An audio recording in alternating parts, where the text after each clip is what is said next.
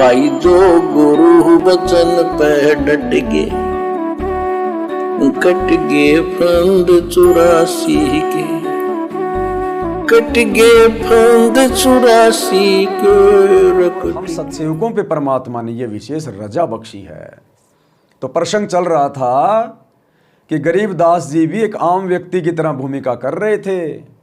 गांव में जैसे लोग कपड़े पहनते थे, धोती कुर्ता पायजामा, उन्होंने सांसारिक दृष्टि में शादी भी करी, बच्चे भी पैदा किए, और कोई नहीं समझ पाया कि ये परमात्मा है, ये भगवान है, इनका नूर का शरीर है, हाड़ मांस की देह नहीं है।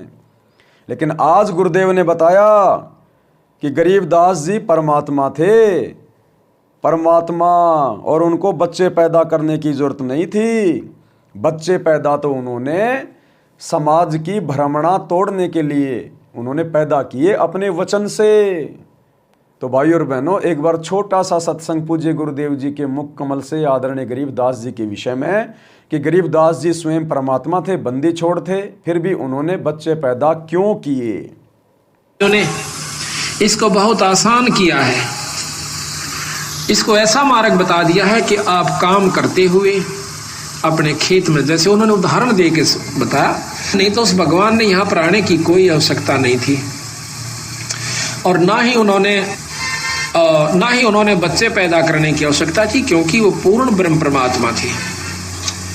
लेकिन हमारे इस भ्रम को दूर करने के लिए कि आपके मन में क्या जमा हो चुकी है, हमारे अंदर भी यही थी। हम तो एक साधारण सा अपना नाम ले लिया करते थे, आरती कर लिया करते थे, जब तक हमने पूर्ण ज्ञान नहीं हुआ था, इस उद्देश्य से कि हमारे थोड़े बहुत काम सर जाएंगे, भगवान की आरती कर लें।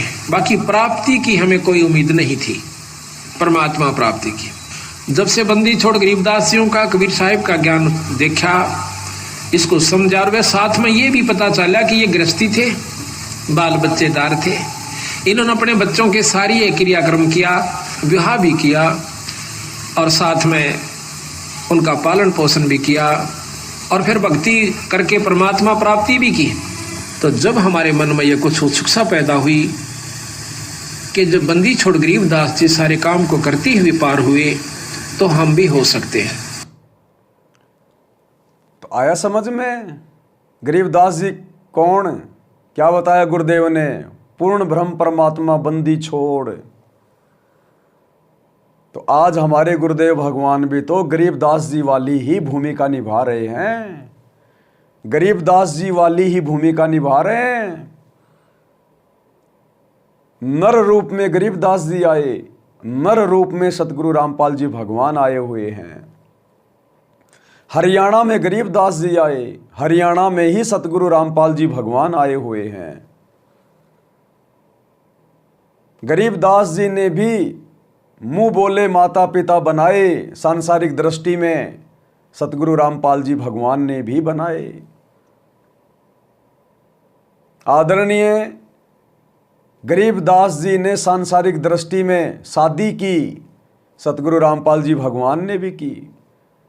आदरणीय गरीबदास जी ने अपनी वचन शक्ति से और दुनिया की दृष्टि में एक स्त्री से 6 बच्चे पैदा किए, सतगुरु रामपाल जी भगवान ने भी सांसारिक दृष्टि में अपने वचन से बच्चे, आध्यात्मिक दृष्टि से अपने वचन से बच्चे पैदा किए, और सांसारिक दृष्टि में लोगों को लगता है कि अनारो माई से मिलन करके बच्चे पैदा किए हैं।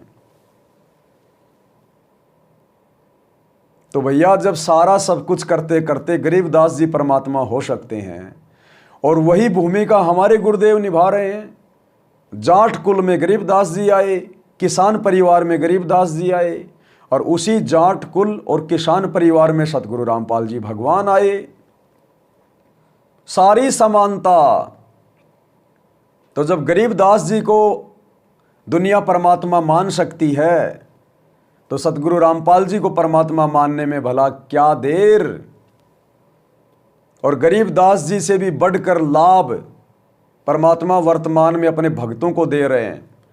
गरीबदास जी तो केवल सदग्रंथ साहिब को लिख कर चले गए, जिसको कोई समझ नहीं सकता था। सतगुरु रामपाल जी उसको समझा रहे हैं। तो कौन समझा सकता है? वही समझा सकता है जिसने गरीबदास के रूप में आके वो ग्रंथ लिखा था। अरे मेरे पर्स में कितने रुपए हैं ये मैं ही बता सकता हूं, दूसरा व्यक्ति नहीं बता सकता।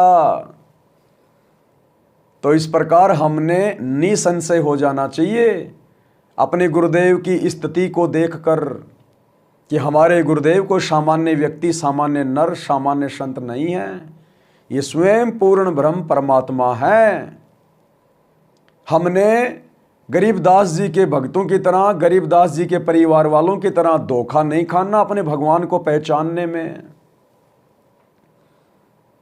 तो ये गलती अब हमने कलयुग की पिछली पीढ़ी में नहीं करनी है।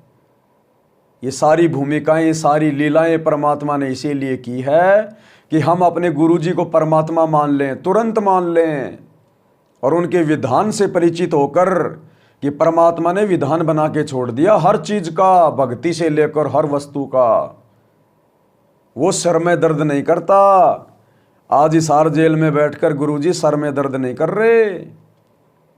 जो उनके विधान पे चलेगा, नियमों में चलेगा, उनको ऑटोमेटिक वही मिलेगा जो गुरुजी ने सत्संगों में बता रखा है। और जो मर्यादा तोड़कर भक्ति करने का ढोंग करेगा उसको क्या मिलेगा, वो भी गुरुजी ने सत्संगों में बता रखा है। तो भाई और बहनों, ये सत्संग भक्ति की नींव है, नींव। और जब नींव मजबूत भरी जाती है तो मकान फिर ऊपर बड़ी आसानी से बनता है।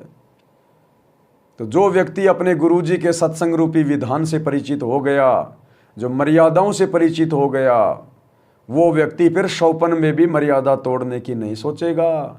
अन्यथा सत्संग करने की क्या जरूरत थी गुरुदेव को। सीधे सीधे मंत्र बता देते और 2-2 मिनट की ऑडियो बना देते कि ये करना है, ये करना है, बस करो भक्ति। तो सत्संगों से हमें कंप्लीट जानकारी देता है परमात्मा। भाई जो गुरु बचन पे डट गए, कट गए फंद 84 के, कट गए फंद 84 के, कट गए फंद 84 के।